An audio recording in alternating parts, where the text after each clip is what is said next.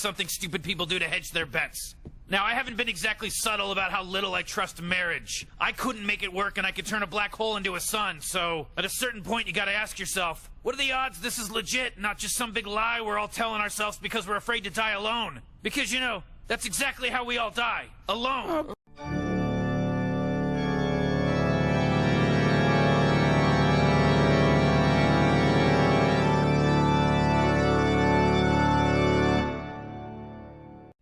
Happy Halloween, everyone.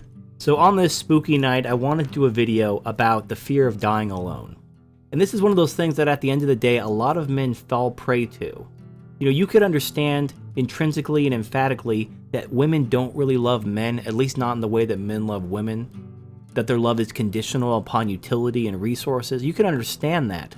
But you could still decide, you know, I really just don't want to die alone, so I'm going to get married or I'm going to have this girlfriend or whatever. You're going to take the plunge anyway, knowing what's going on. I've even heard a quote from Jack Nicholson where he talks about being afraid to die alone. And Jack Nicholson's like an uber successful, very rich, very charismatic actor. He can probably have any woman he wants. And here he is, being afraid to die alone. So this is the topic I want to cover today. First of all, you need to understand that everyone dies alone. Well, there's one person who doesn't die alone. This two-headed girl named Abby and Brittany Hansel. She's not going to die alone because it's basically like two conjoined sisters that share vital organs together. So when one of them goes, the other one's going with them. Any other questions on the horizon? Like, how will they date? You know, I hear them and their girlfriends talk about guys, but they probably aren't going to be sharing that with me right now, who they may have a crush on or what they're feeling, but I'm sure they do. And just the way I see them interact. The whole world doesn't need to know who we're dating or what we're gonna do and everything. As for motherhood, only time will tell.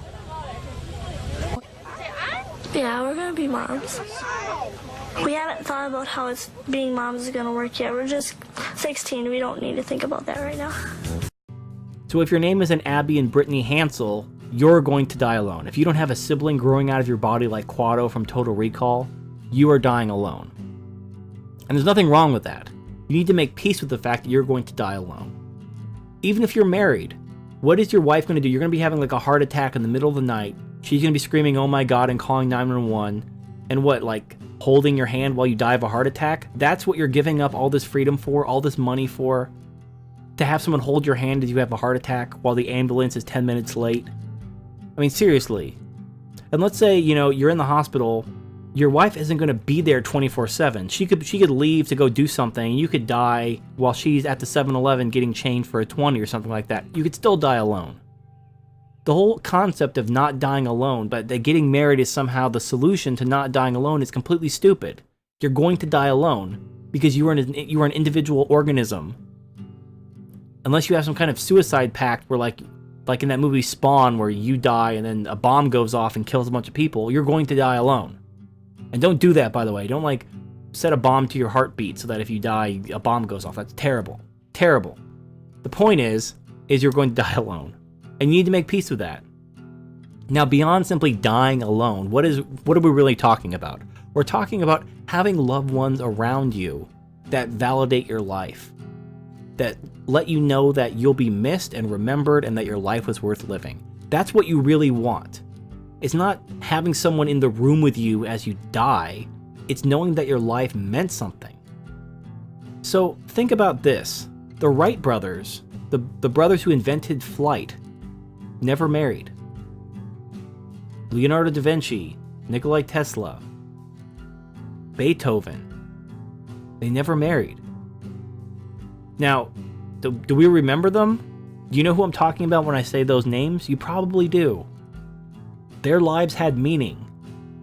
Family is not the end-all be-all of your life's existence and meaning.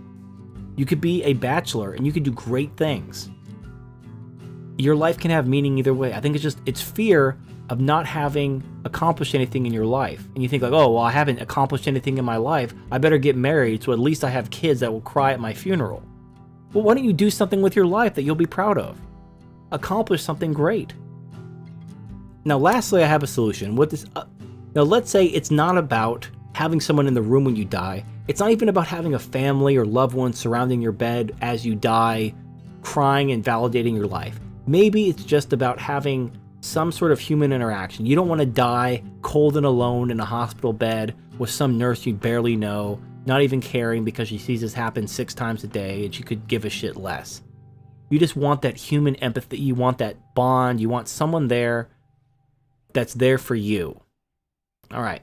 So I have a solution.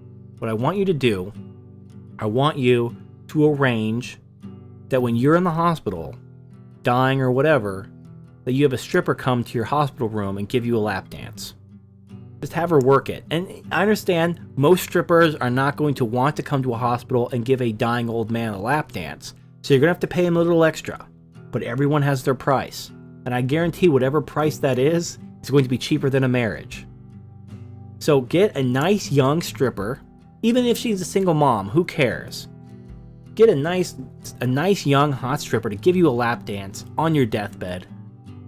Make you feel good about yourself. Go out with a bang. And there you go. You'll still die alone, because you were going to die alone anyway. People may or may not be crying at your funeral, but you'll be dead. Who gives a shit? It's really kind of a dumb thing to worry about. Especially, it's a really dumb thing to sacrifice your life for. So that's about all I have to say on this subject. Happy Halloween. Thank you for watching, and I'll see you next time.